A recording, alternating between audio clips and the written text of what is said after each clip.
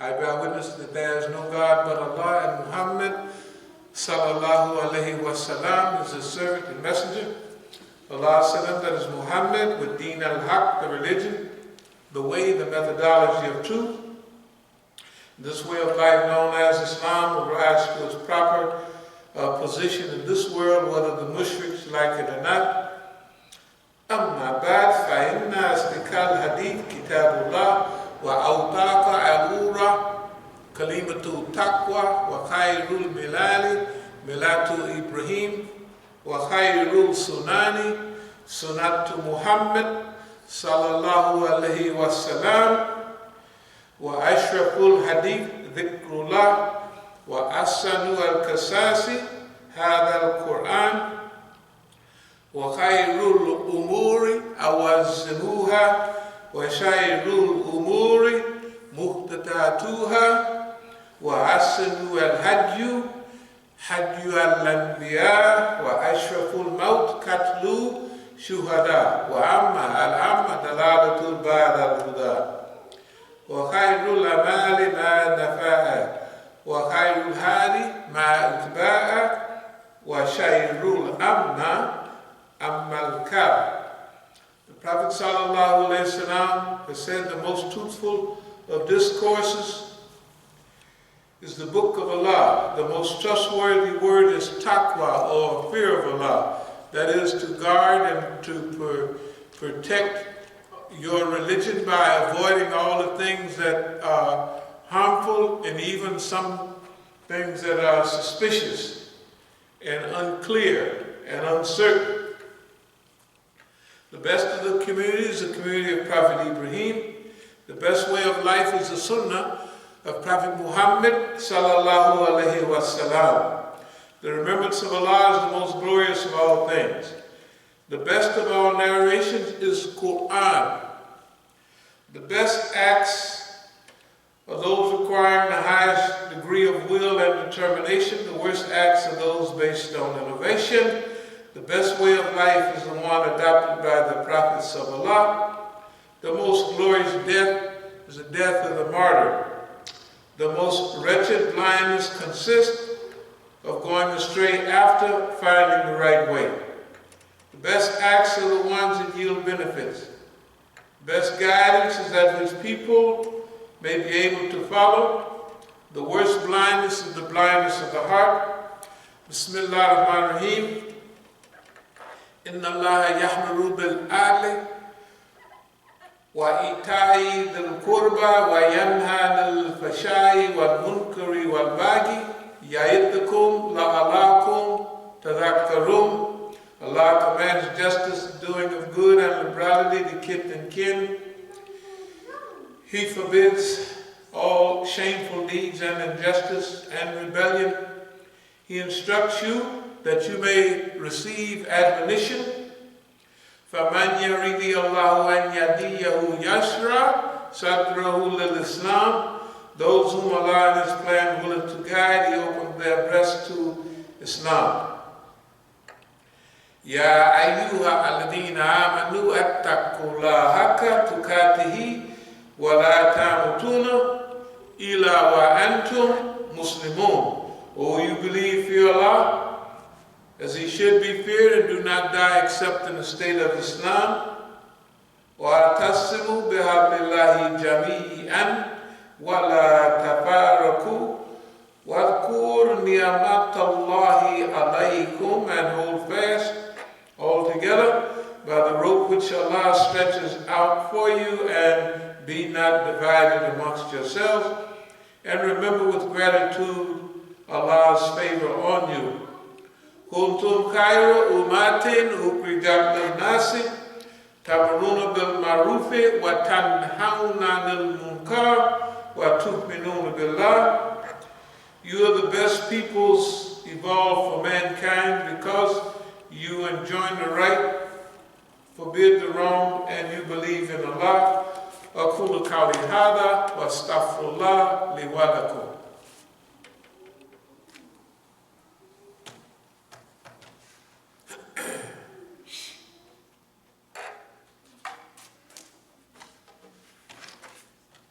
بسم الله Bismillahirrahmanirrahim.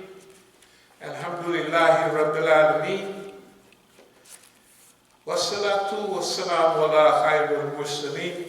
Muhammadin al-Nabi al-Ummi wa ala alihi wa sahbihi ijma'in.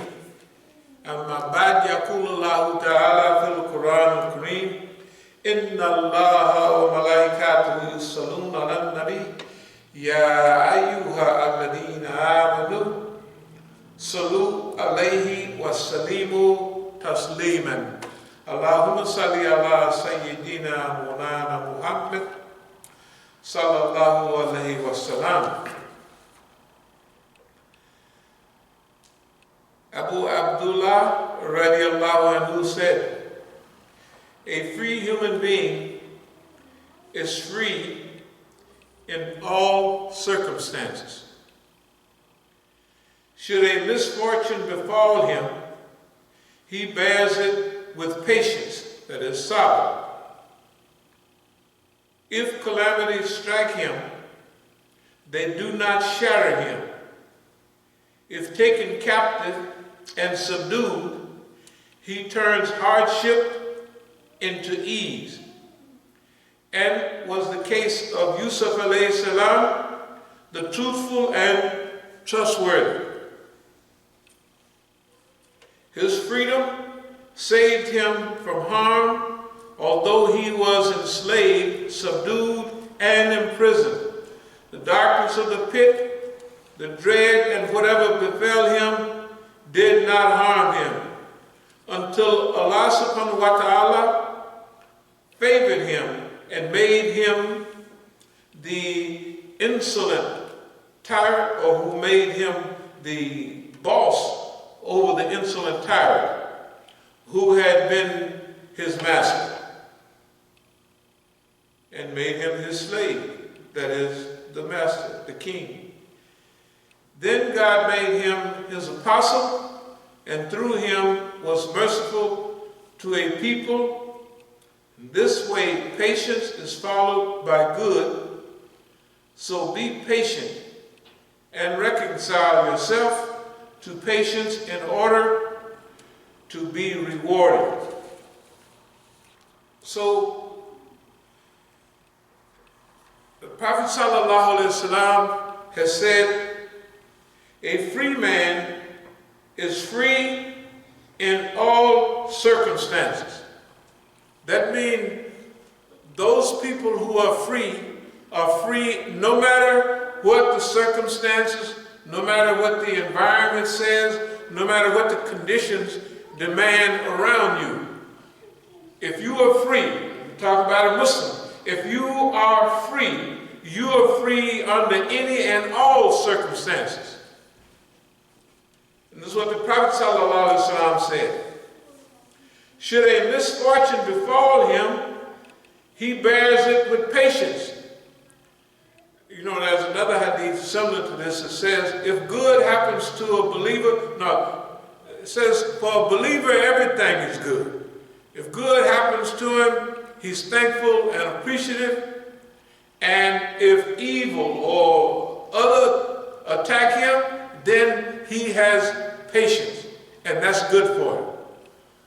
So what the other hadith is saying, that everything that happens to a believer is good for him. And in this hadith right here, which is very similar, is saying that a believer is free at all times. Hurriya, he's liberated. He has freedom.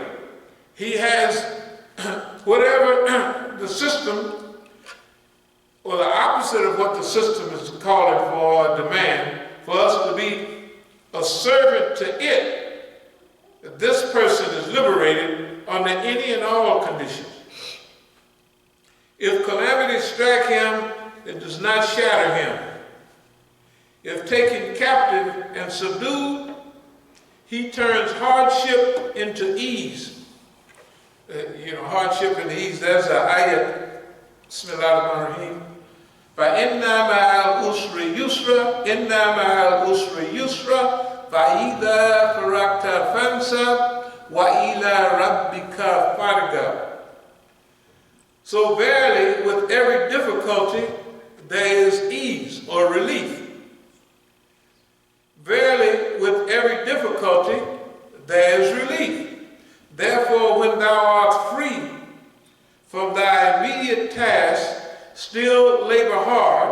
to thy Lord turn all thy attention.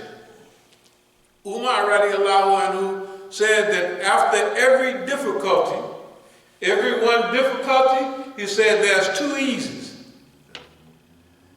Yeah, that's just his understanding of this. After every difficulty come ease, and it's repeated twice.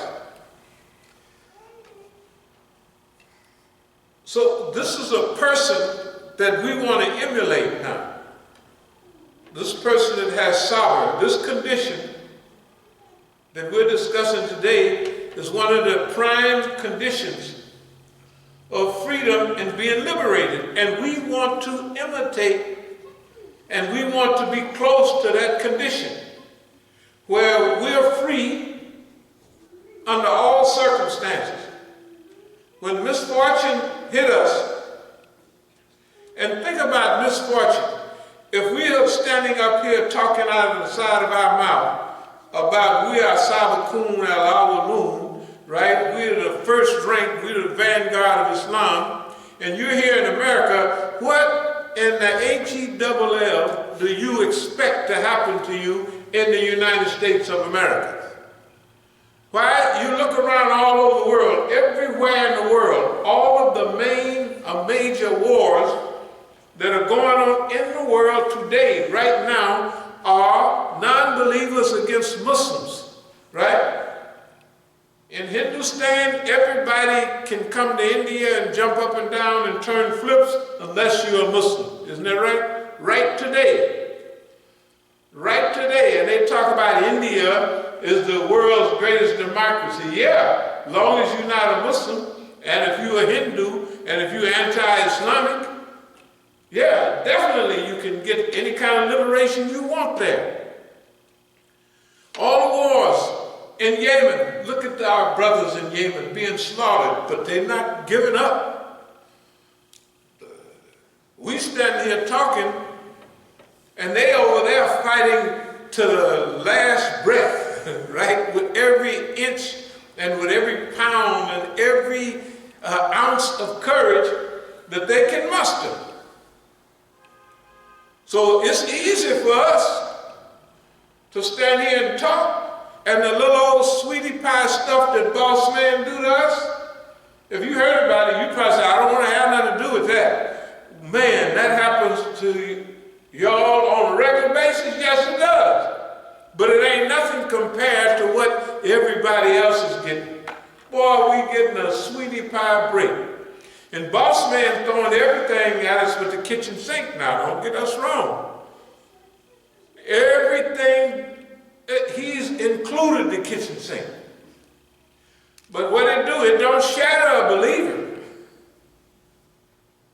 And if a believer is captured and subdued, that means even if he go to the penitentiary, even if he go to jail, like Yusuf alayhi salam, he became an exponent, right, of freedom, justice, and liberation in the penitentiary.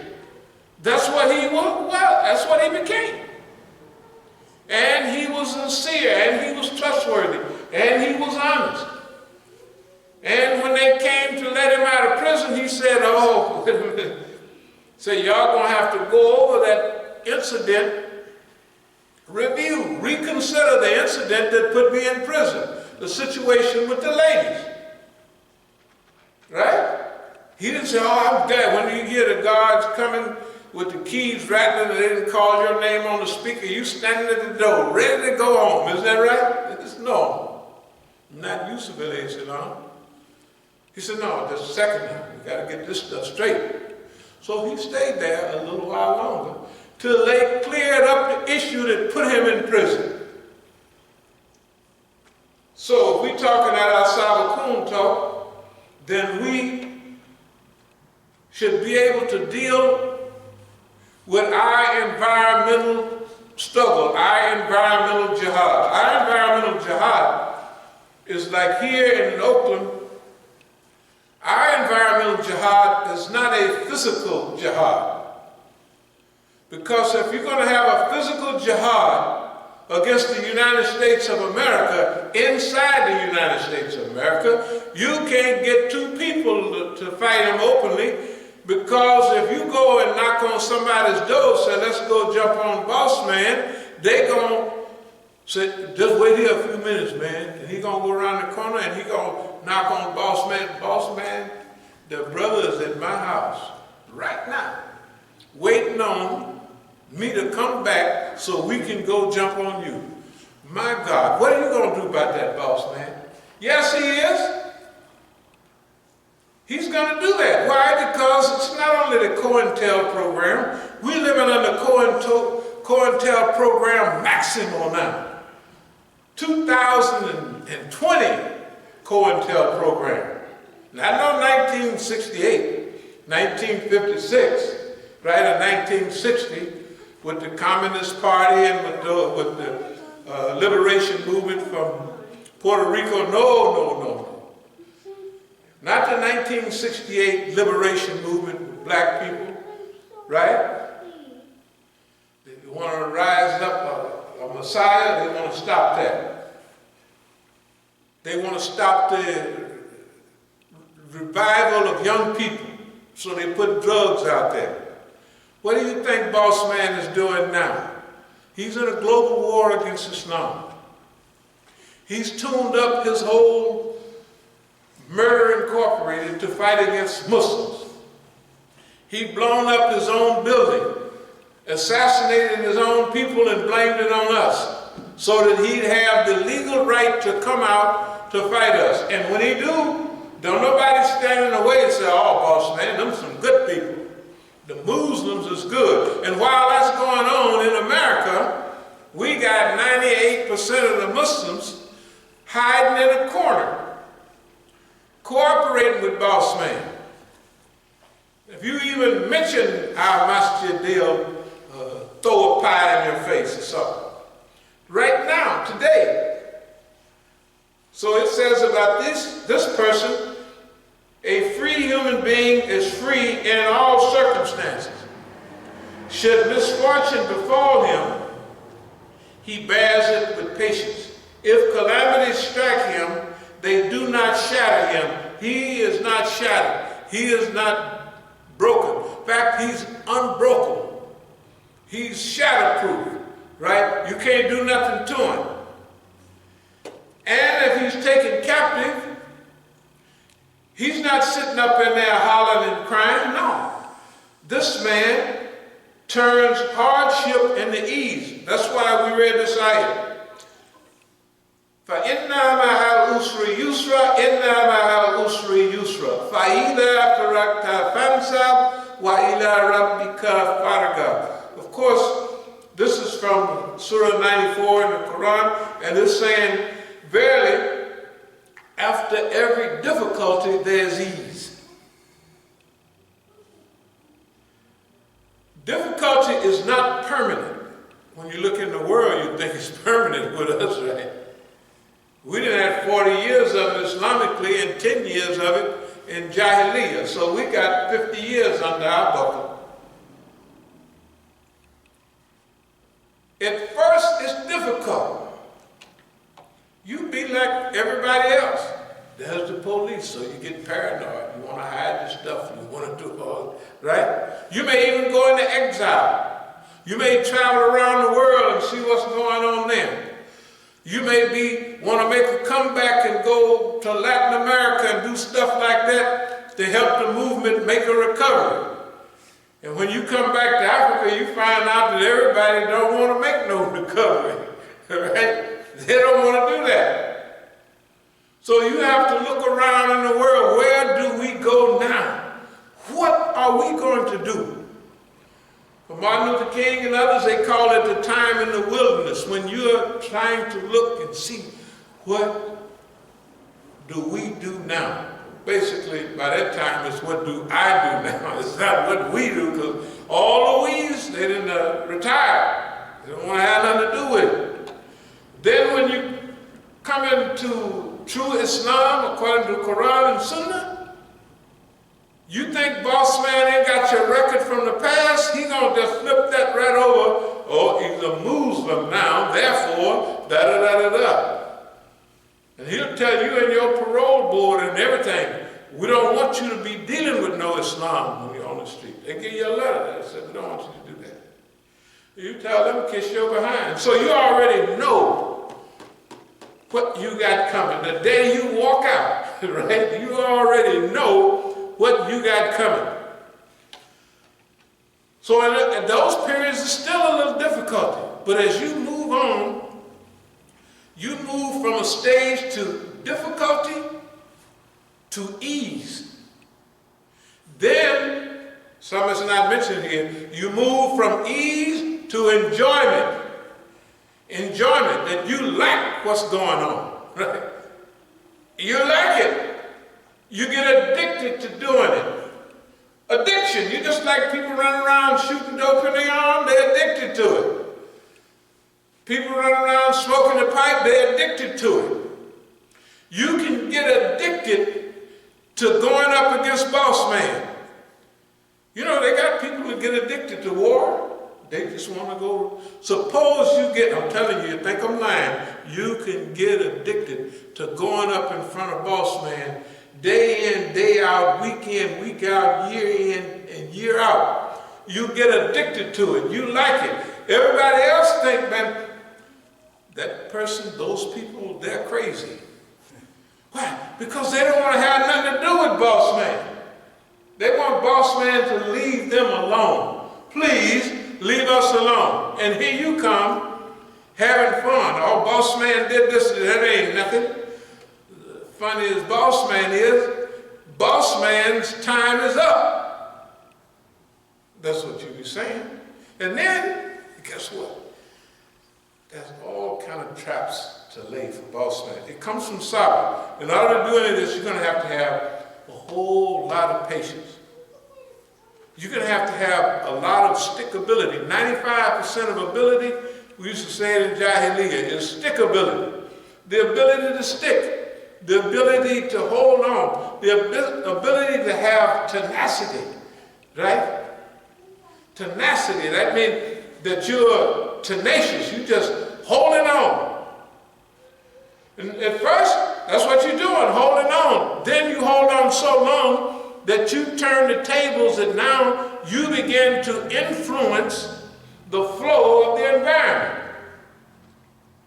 You get charged up now that you're not we don't call it a victim, because when Allah got you ready for a fight, He trained you for the fight that you're going to have. It don't make no difference how big the opponent is, right?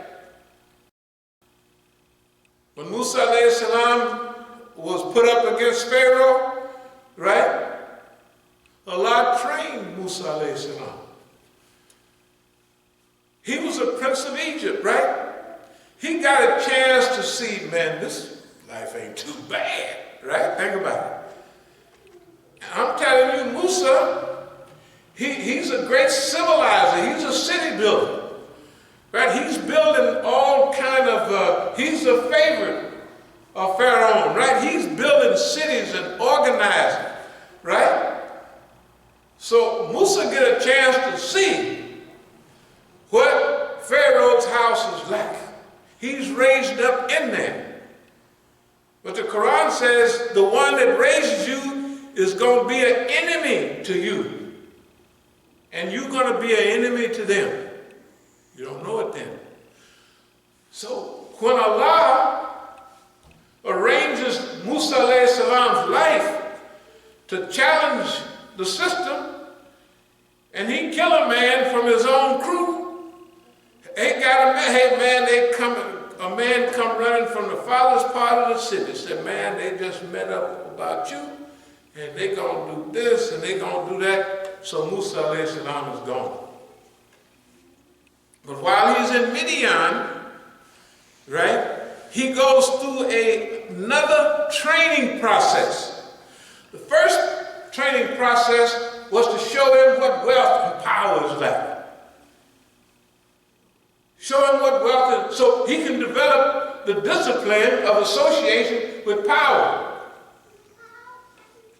So when Allah sent him back, he ain't worried about, oh, I'm going to miss power. Why? Because when he's in Midian, he is with the people of the one God concept. Isn't that right? They got the monotheists. Right? And then he lives a rugged life of a shepherd, right? I mean, you can't get no more rugged than that. He lives that life. So when he comes back, he understands power, wealth, and all the disciplines of those in power and how they operate. But he also understands, and he's now went through, let's call it Taskiya bil Nafs, where he's been trained in all, if he was a martial artist, he's been to Shaolin somewhere. Isn't that right? He is now trained for the great fight that he has. He's trained to go up against the global champion of the world at that time. Isn't that right? Pharaoh himself. And not Pharaoh himself, but Pharaoh and his army, Pharaoh and his wizards, Pharaoh and his magicians, Pharaoh and all the people associated with him, right? So he's got to now go up against this by himself and with his brother, right? This is what he has to do. But what has he been done? He's been trained in this mission. He's been trained for this fight. So a believer, no matter what happens to him, he's not shattered by it. He turns hardship into ease. If he's captured, if he's in prison, he studies while he's in the penitentiary. He develops his Islamic consciousness. He does all of that because he got in his mind what he's going up against. Even the name they choose, it'll be associated with somebody that's going for the heavyweight championship. They're not going for no lightweight nothing. They're going after boss man. Because boss man scares everybody in the world, and now the people need somebody to go up and tease boss man, to make a fool out of boss man, to make boss man make every mistake that you can make, till he become the laughing stock of the world. Boss man is the laughing stock of the world right now. People scared of him, but he's still a laughing stock. They said, man, boss man, he been in Afghanistan 18 years and begging the people, please let me out of here. He went over there jumping up and down, talking bad, isn't that right? I'm going to straighten this out. And he's been there 18 years, and the people that he came to put out, right, got more power than they did when he came in. And he's the one begging them, please, just don't bomb nobody, don't do nothing. We want to go back home. He didn't forget, he didn't drop daisy cutters on it. You know the biggest bomb, the biggest sub-nuclear bomb in existence? The Americans dropped that on the Afghans. And you know what this fool is? He forgets he done it. He didn't kill hundreds of thousands of people in these small countries, right? 1 million people in Iraq, that's this last time, not the other time. The other time, those Secretary of State, they asked her, do you think that your sanctions and everything have done a good job? She said, yes, I think it's worth it. They said 750,000 people and died. It's back in the 90s. Yeah, I think it's worth it. Oh, Miss Albright, the old lady, the old lady. Talking about her parents as refugees from oppression. Oppression? The Zionist state of Israel are treating the Palestinians 100% like the Nazis did them. Isn't that right? It's though they studied Nazism in order to apply it on our brothers in Palestine. And the Palestinians they're still rolling along. So after every difficulty, there's ease. So after you go through your difficulty, right, You get back to work. So this is the way Allah do us. Allah is Ar-Rahman, Ar-Rahim. He's kind, He's tenderhearted, He's merciful. And Allah is not going to put us in anything that we're not able to handle, right? It just looked like to the people that they said, man. But our struggle here is easy. It is just facing up to the situation and then following the Quran and the Hadith. What does it say? If you see wrong, stop it with your hand. Military power, right? If you can't stop it with your hand, speak out about it. Right? If you can't speak out about it, then feel bad about it in your heart, but that's the weakest kind of faith. That is the lowest level. So, if we see evil here, we see the big monster that scared everybody to death. We're going to declare, no, we don't declare, we have declared jihad on this monster. But guess what? What type of jihad is it? Spiritual jihad. Not only are we going to fight him here in D.C., but we're going to fight him in California too. That means a two-front war. Y'all ever heard of D-Day? Think about it. D-Day was when they invaded France, Omaha Beach. They had thousands of ships and planes. They invaded France. The United States landed all those U.S. troops on June the 6th, 1944. And they was coming this way from the west toward the east, toward Germany, while the Russians was coming on the eastern front toward the west. Now, these Americans lied. We thought that it was that great D-Day exposition that brought down Nazi Germany. It was not. It was the Russians. 27 million Russians was killed during World War II. 27 million Russians were killed during World War II. 5 out of every 6 Germans that was killed by Russians. You should have seen them coming back from the east to the west. Them Germans was running and they got slaughtered and chewed up all the way back. But the Americans rewriting history have us all thinking that, well, they had to open up a second front. That means you're fighting on the east and the west flank. We're fighting on the west coast right now, and our counteroffensive on the east coast taking place right now. But what is it? Is it a physical jihad? Absolutely not. It's a spiritual jihad. Why? Because when you study war, when you study guerrilla expeditions, when you study all of that, strategically, you use the best things that Allah give you, and you use it against the strongest forces that they have. Their strong force is physicalism. They got atomic bombs, they got this, they got that, and they got all that training, isn't it right? But they don't have spiritualism.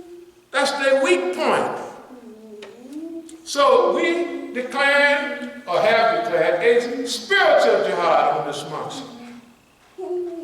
And now we way up in the war. Don't think we just got started. We done made a fool out of boss man all of these years. We've been doing this for 40 years. Right? We've been in D.C. 31 years. Yeah, it's 31, 89. We've been in this Masjid way over 20 years, right here. Probably 22 years or something. We didn't have to encounter everything you can imagine. And we still here. And guess what? With all of Western oppression, we still here and not running around hiding. We laughing at boss man. Why? Years ago, we studied warfare. And we had to study how we going to trap boss man. How we going to make boss man chase us. Make him do this, make him do that. And make him do it in front of everybody. So it ain't no secrets. Right? There ain't no secret about this, what's going on here. Everybody knows about it. It's out in the open. All the great philosophers have said, make oppression visible. It's one of the things even Gandhi said that. Make oppression visible. Make it where everybody see it. So everybody that's sitting there listening to you, they know what you're talking about. One way or the other, they know it's the truth. They're absolutely clear on it's the truth. Right? And then, remember, we know what boss man wants to be loved and respected, no matter how often he kills you. Isn't that right? Why, he's just as honest as he can be. That's what he tells you and me. Boss man don't like you teasing him and making fun of him. Tell the truth, boss man don't like that. Why, that means that have to be our policy then. We have to make boss man mad. We have to run him crazy. We have to stir him up. We have to go over these patterns so many decades that you don't even have to see him. You can hear him in the back of your head. You can smell him down the street. The patterns are so predictable that you don't have to do nothing because you have trained him. He hasn't trained you. Well, you got to remember, when boss man time to go, he gonna go. And he's gonna go in a way that is humiliating for a great power, whatever that great power is. He's gonna humiliate that boy. And boss man, I don't mean to talk about business, but boss man, right now, the way he did finances and the way he hooked up the world so too big to fail and all of that, that stuff is catching up with boss man. Technically, it's caught up with him. So he's double trapped. He's trapped by the Negro and he's self-trapped in his economy. Because he done let the rich folks get richer and richer, and he give them free money. Free money. No interest on all the money you want. Do you remember when you could get 5 and 10% interest on your money in the bank? How much you got? I don't care how much money you got. What does it say? If you got $100,000 in the bank, you get about 15 cents repo right now. I mean, maybe $5. Nothing. Why? Because boss man, the bank used to get money from us, right, to loan to other people. So he gave us 5 or 10% riba, so he could charge everybody else 25% riba. Isn't that right? You don't do that no more. They get free money. Free money. All they want. It's caught up with it. See, if you like a bird, they build a little bird that's kind of close to the tree, But suppose you were a money human, a riba man. Remember the Quran says the riba gonna run you crazy. The bite, the taste, the pinch of riba runs you insane. What is insanity? Here's the tree. Okay, so you got $100, so you loan out $100. Then you find out, if I get $100, I'm gonna loan out $1,000. That's 10 times. And don't nothing happen. You see? Well, now when I get $1, I'm gonna loan out $1,000 with $1, right? $1 that you got in your bank, right? you're going to loan on paper thousands of dollars, and you get all that interest from all that money. Then you get slick. You say, this is a house of cards. I'm going to sell this to the dumb Arabs. And they, you know what they do? They buy it all up. Then it crashed. 2008, right? 2009, it crashed. Everybody's houses, they doing that again. Because boss man got free money. And he loaned it out. Derivatives to get more and more money. And he's standing there. If he stayed close to the tree trunk, it was stable. But he's way out on the end of a branch. Because his greed, it got greedier and greedier and greedier. Now, you watch the stock market down 1,000, down 2,000, down, and the people is going crazy. That's just the beginning. Don't worry about it. That's just the beginning. And talking about stabilizing, they just try to stabilize it over and over again, and it ain't working. Then old dummy, you know, see, y'all don't like Don. I like him. I think he's a wonderful person. Yes, he is. Because he's the biggest fool. Everybody else, like Don will say whatever he want to say. Well, we're going to stop everybody from coming into the United States, and we're going to close down the airline, this, that, and the other. Then he come back 2 minutes later and tweet, oh, well, no, we're going to let in products. And if you go to France and then go to UK, you can come in. All that dumb stuff. And it don't be like, and the people, the other white folks standing there with him said, this is a terrible disease. It's gone. He says, no.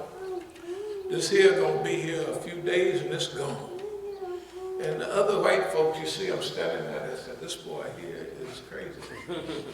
And he'll tell them, oh no, shoot, we're gonna have a 3-week solution. And then the other white folks will come up and say, actually, we should have a cure, you know, antiviral medicine in 1 year or 18 months. He just said 3-4 weeks. He do it all the time, right? So he's the one cut the stock market. Every time he talked, instead of it going up, that boy go down, right? And down. He's great for America. What I mean is, it's good for you to have an idiot, the Hadith say that, for an oppressor. An ignorant man is an oppressor. Remember, the ignorant man that's an oppressor is going to oppress you ignorantly. And a knowledgeable man, like the knowledgeable good, you know, the knowledgeable good is going to know what's good. He's going to do a lot of good for you, right? The ignorant man, he's ignorant. He don't even know what he's doing. He just mean, and everything he do, he probably help you more than he did, right? They'll kill a great general over there and say that this is going to stop everybody from turning flips. And what he do? They kill the man, nobody else killed him, they kill him. And the man's death was more powerful than his life because it unified all the people in the region. So his life or his death becomes more significant than his life. Because in his life, he couldn't have done all those things. That's why it's good to have a dummy. Donald Trump don't know nothing about nothing. No. He's a billionaire by mind. That man, his daddy gave him all his money. What about all his casinos, right? They're all broke. There's cobwebs and all of them. Here's a man had 53 cases. 51 suits, when he became president. The contractors were suing him, right, to get their money. He won't even pay, talking about, I'm for the people. And here's contractors, you know, doing the work, and they need their money, and he won't give it to them. But he's for the people. I'm telling you, that man is good for us. You don't think so now? Keep watching TV. Now, فَإِنَّا مَعَ الْعُسْرِ يُسْرًا إِنَّا مَعَ الْعُسْرِ يُسْرًا فَإِذَا فَرَغْتَ فَانْصَبْ وَإِلَى رَبِّكَ فَارْغَب. Umar radiallahu anhu said that there, after every one difficulty, there's two eases. This is what Umar said. That means when you go through certain things that are difficult, that's to train you. You know, in the Quran, Muhammad Asad, in his translation, for sabr, he always used patience in adversity. You know what adversity is for? To make you, to bring the best out of you. That's what adversity is for. To bring the good out of it. You want a strong plant? Well, put it out in the desert where it's hardly very little water. And it's going to get, if it survives, it's going to be stronger and stronger.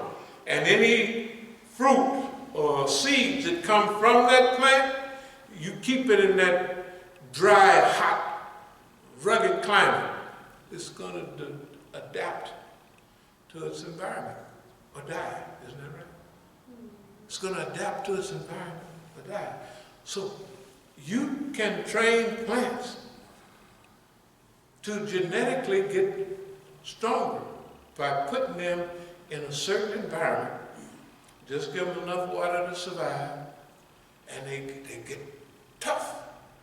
Take those seeds, put it in a little harsher climate, a little less water, and they still get tougher and tougher, and pretty soon you have a heat-resistant, weather-resistant, desert-resistant plant. You take the human being and put him in a rugged climate where they don't have any shade or they don't have any backup from nobody. You put them in an environment where they seem to be alone in their environment. But you know what? You take Martin Luther King and Malcolm X. What were they in the last years of their life? They was alone. There wasn't nobody helping them. And King, he was getting long. His people was backing away from him. Right? That's why I heard something last night when it said, Martin Luther King went to a retreat and he said, I take non-violence, because this is in the violent days, 68 and all that. I take non-violence as my lawful wedded wife. That's what they reported, he said. And he also said, if everybody get violent, I'm not going to do it. What do we do? Non-violent resistance. But that's not non-violent, it's alternative resistance. See, that means that we believe the Masjid, the churches, the synagogues should solve the problems in the world. That was the job of religion in the old days, isn't that right? To help the people, to do charity work. It wasn't the government's job. So if we stop asking the government to solve any problem and we solve it ourselves, in the religious movement and organizations, we have the people, millions of people, right? We have the ideology, love your brother, kindness to neighbor. All the religions say that, isn't it right? So instead of asking the government, alternative resistance means that we should solve our own problem. And let the government keep on making wars. Pretty soon, the wars are going to dry up. Can you imagine? You got to remember why patience, why sabr is so important. Y'all might have been too young to remember, but in 1960, when Eisenhower was leaving the presidency, what did he say? He said, I want you to beware of the military-industrial complex. Does anybody remember that lecture? Military-industrial complex. This was from a 5-star general. You know, during World War II, Eisenhower was in Europe, and MacArthur was over there in Japan. They was the only 5-star generals in history. They were supreme Allied commanders. In other words, those 5 stars gave them the right to supervise all of whether it was China, whether it was any of those troops, those from anyone else's army, they had to fight under the United States. And in Europe, it was the same thing. Eisenhower was over there. Victory in Europe Day. What did he say? He was a 5-star general. By the time he was elected president, he said there is a threat to American freedom. There's a threat to American freedom. This is what he said in 1960. Good God Almighty, you know how long that was ago. He said, now we have a permanent mechanism in the United States government that perpetuates war, that makes money off of war. See, before, they didn't have no big standing army. If they didn't have a war, the weapons got old and they just cruised along. But now, for the last decades, 70 years, they have had a military-industrial complex. In other words, they have the military-industrial complex controls the CIA and all of those people. What do? The CIA and all of them starts wars in our country. Do you know why? To sell us weapons. And if we have dumb dictators, which most of us do, we have the dumbest dictators you ever seen. Hey man, I'm not anti-African, but we got some dummies. And anti-Arab, not Imam Musa, but the dumbest people in that region is Saudi Arabia, spending all of their billions of dollars in the United States, in Europe, right, to get weapons to kill other Muslims. That's haram. You cannot kill, all y'all are ready. It is haram for one Muslim to kill another, but they got unified. They got, not only Saudi Arabia is doing it in Yemen, but they got Sudanese mercenaries. They got people from all over the region who are themselves Muslim, killing the richest Muslims in the world is killing the poorest. The richest Arabs in the world is killing the poorest Arabs because they're psychologically dumb. They put their trust in America,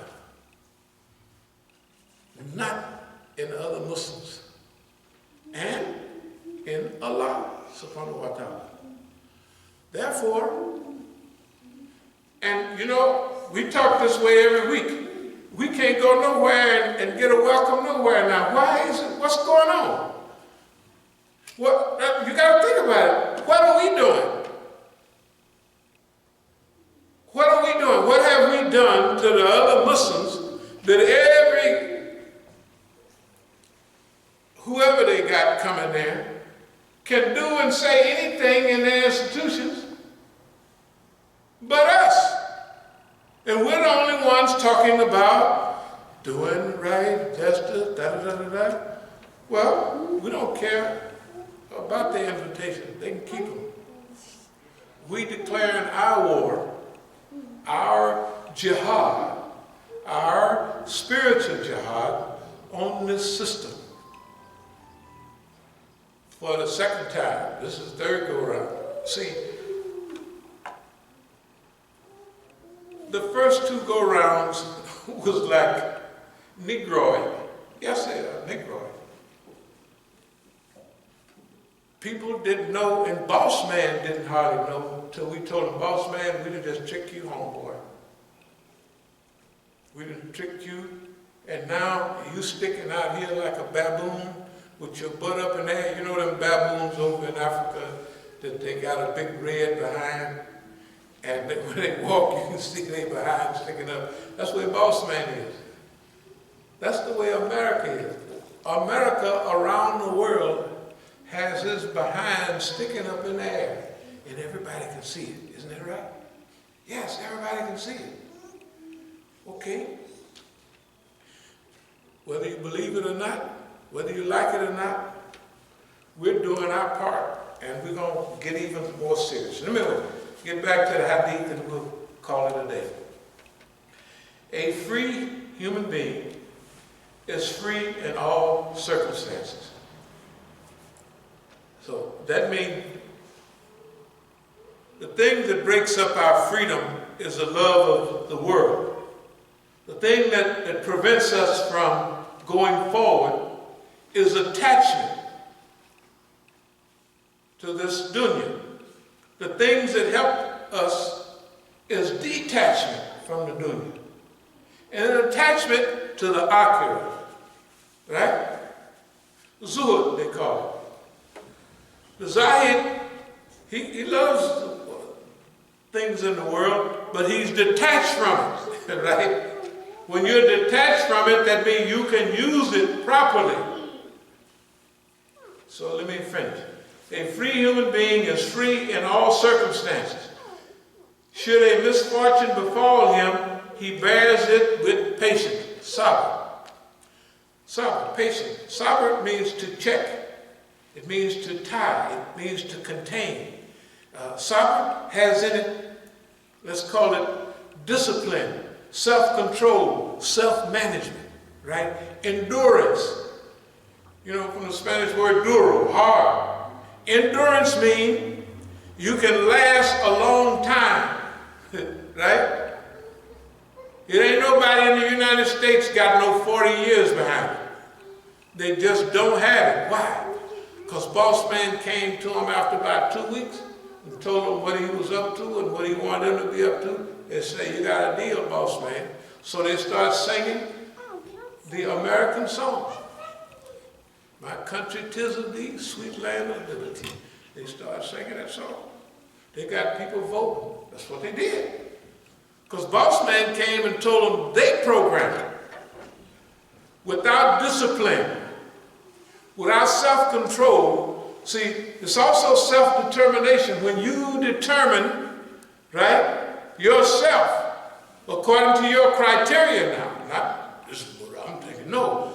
You have to have a criteria. The first criteria is Quran, isn't that right? Ati'u Allah, ati'u Rasul, right? Obey Allah and obey the messenger. So the Quran is first. The hadith is next. And then the Quran tells us, travel in the earth and see what was the end of those before you. Study history. What the Quran says. And then the fourth is our interpretation. Using that filter to filter everything. Filter it through Quran. Filter it through hadith.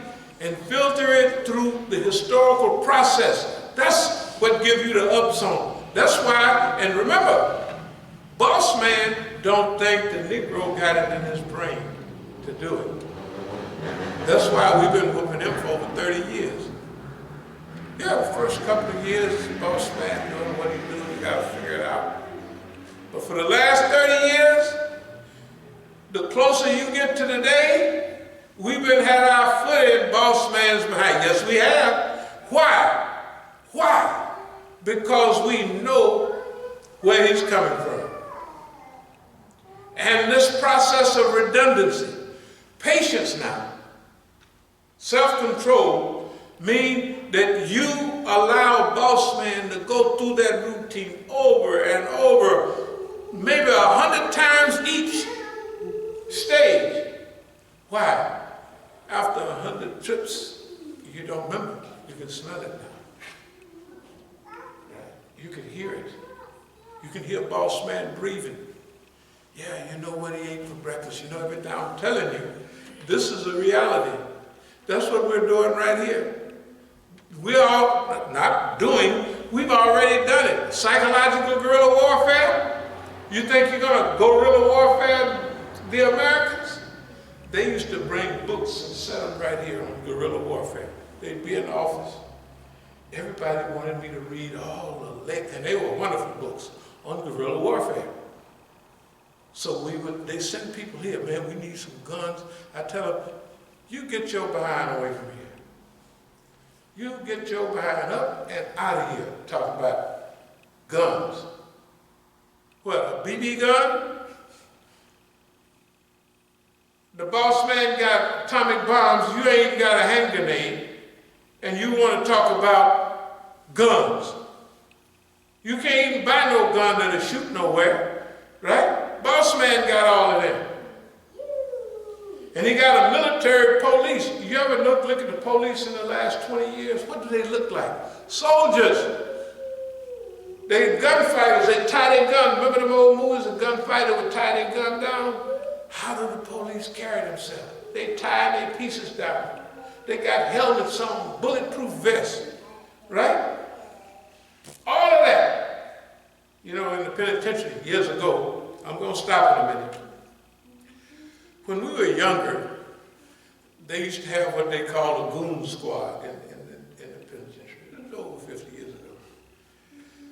So the lieutenant, sergeant would blow the whistle, and the goon squad, big old goons, would come lumbering down, and they would all, and once you fought the goon squad several times, you would make them mad. Then you'd ball up. You know what they do? They'd be hitting each other. They be trying to hit you so hard. They was untrained. They was the goon squad. Now, there ain't no more goon squad in the penitentiary.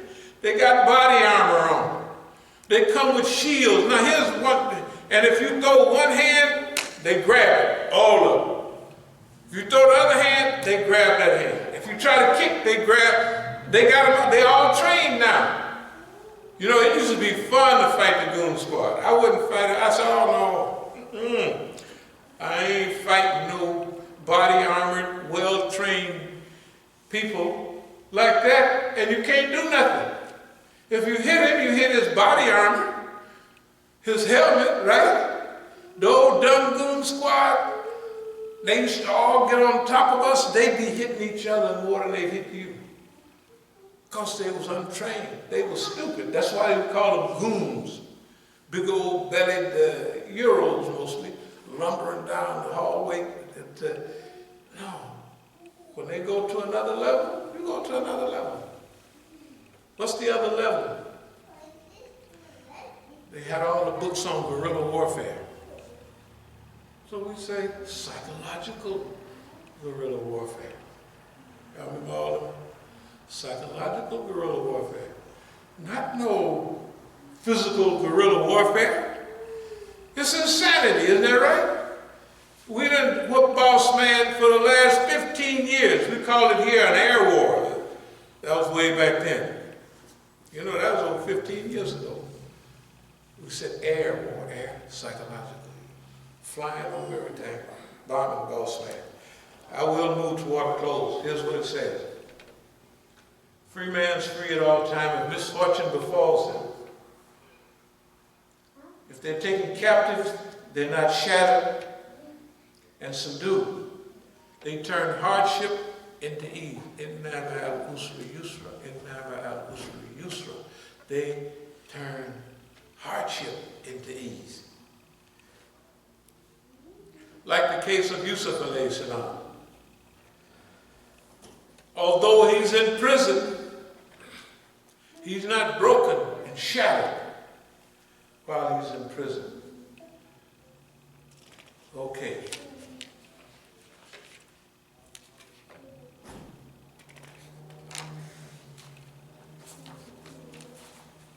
I'll read one or two more ayats and call it a day. Nay, seek Allah's help with patient perseverance and prayer. It is indeed hard except those who bring a lowly spirit. The average word sovereign implies many shades of meaning, which is impossible to comprehend in one English word. It implies patience in the sense of being thorough, not hasty.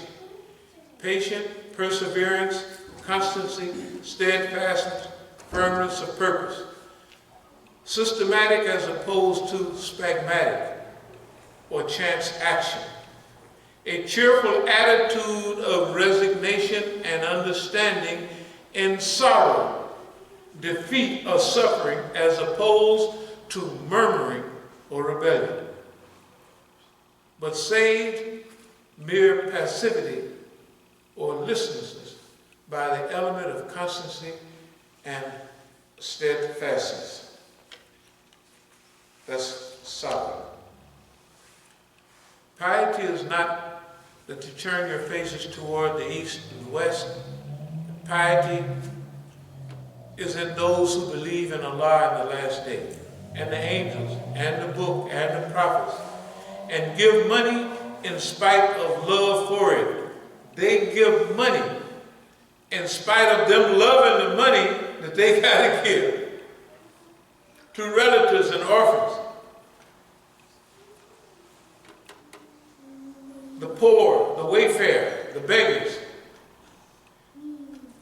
and the manumitting of slaves, to perform the prayers and pay zakat, and to fill their covenant when they make it, and are patient in adversity and affliction, and in the thick of fighting. These are they who speak the truth, and those people are the God-fearing. So it's saying that it's not righteousness or big. It's not facing the east or the west. You know, the Christians face one way, the Jews face another. But righteousness is to aid and assist your near relatives, Zawil al-Qurba and Masakin. Those are the poor and humble. Ibn Sabil, the traveler. You know, technically in Ibn Sabil, what I won't go into, but Ibn Sabil. Sa'il, those who ask. Could be beggars, petitioners, and questions. Rikab, rikab. Rikab is the neck. You know, those are in bondage. Do you know you can give zakat to get people out of jail? Yes, you can. Because they're rikab. They're ones that's been held, especially if they being held for an Islamic cause. We can spend zakat money on them.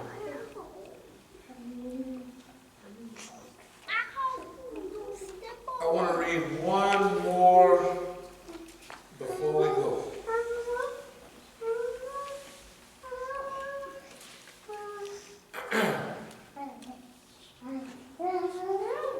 He said, those who believe with him said, no power have we today with Goliath and his host. These are the people, they're getting ready to go up against Goliath, right? They're told, don't drink of this water, but all of them drank except a few. Now this is a statement from those who only had a little sip of water in their hand. No power have we today with Goliath and his host.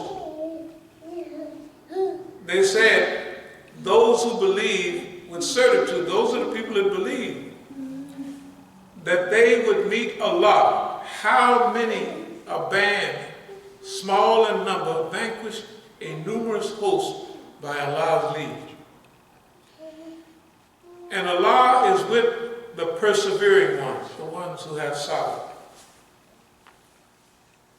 And as they emerged against Goliath and his army, they said, our Lord, pour out on us patience, sabr, and make our feet firm, thabata, and give us victory over the infidel people. So they routed them by Allah's leave. And David killed Goliath, and Allah gave him kingdom and the wisdom, and imparted him knowledge of what he willed. And had there not been Allah's repulsing the people, some by means of others, spoiled would have been the earth. That means if the good people don't check the bad people, the earth is going to be what it is now. Spoiled. Spoiled. Polluted. We just went through a winter. Did you see the winter? Where was the snow? 10, 15 years ago, you could get 6 feet of snow right out there. Yeah. Sometimes you couldn't hardly get home. Where's the snow? Where's the snow? The earth is spoiled. All the coral reefs, they're dying. 33 billion birds burned up in Australia a little while ago. They burned up. And then you would think it was Dunkirk. Right after that, all the people had to come rescue the people in boats in Australia. Didn't y'all see that on the news? This was last month. The thing is spoiled. It's messed up. And ain't nobody talking about it like we got to stop this mess and fix this now. They're not doing that. So it's the Khalifa or the steward. But Allah is full of grace upon all beings. So, as we were saying, how often have a small force vanquished a big one by Allah's will?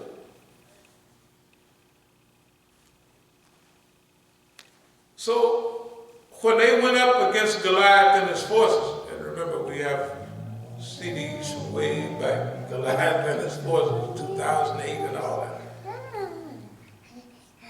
They asked for Allah to pour down patience, give them victory.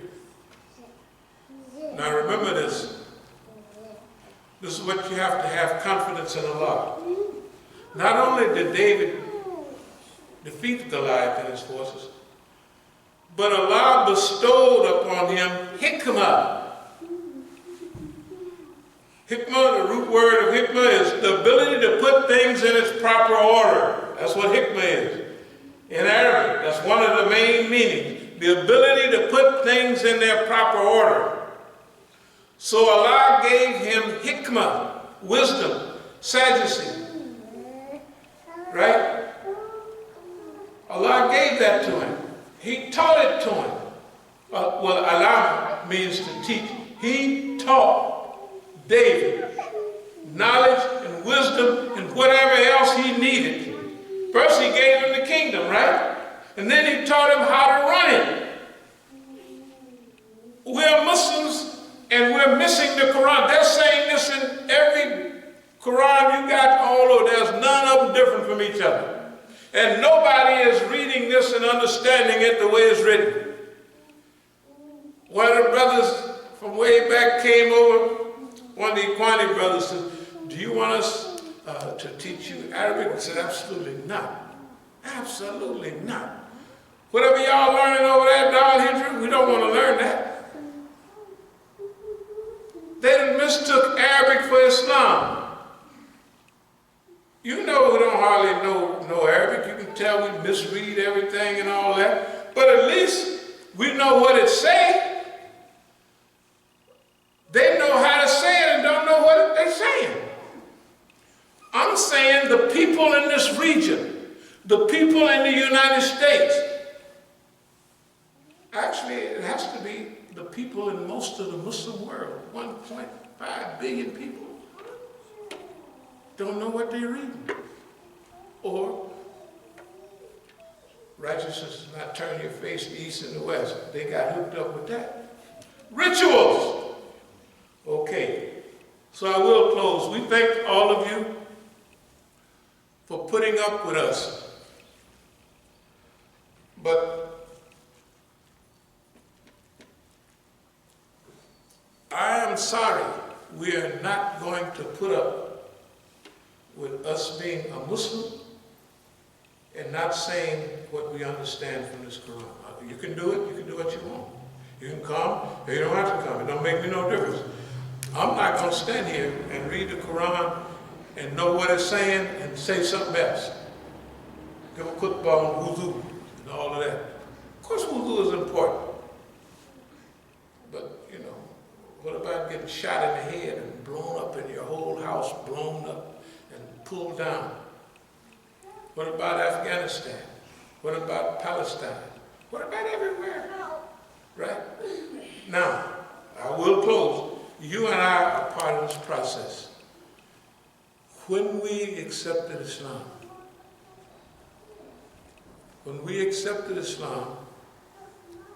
we accepted everything that goes with Islam. I don't know if I can remember this. Subhanallah asra bi'abdihi laylan min al-masjid al-haram ila al-masjid al-aqsa alladhi barakna hawlahu linuriyahu min ayatina innahu huwa as-sami'ul basir. That's right out of the Quran. It puts us right in the middle. It's talking about glory be to him who sent his servant, Prophet Muhammad sallallahu alaihi wasallam, on a night journey, right? To heaven, but first of all, from Mecca to Jerusalem, right? And then up. Whose precincts we did bless. So, I'm going to leave in a minute, but just look at it like this. We're African Americans, Africans, whatever we are, a few mixed up folks here and there. But that one ayat drags us out of colorism and African Americanism. Because Al-Quds is not, Jerusalem is not a national issue. Right? It's an Islamic issue. Therefore, if we're Muslims, that ayat is a part of us. Right? That ayat is a part of us. That means if a Muslim is hurting anywhere, we should hurt. If they're happy anywhere, we should be joyous and happy along with them, because that's what we are. Oh Allah, we seek thy refuge from anxiety and grief. We seek thy refuge from lack of strength and laziness. We seek thy refuge from cowardice and niggardliness.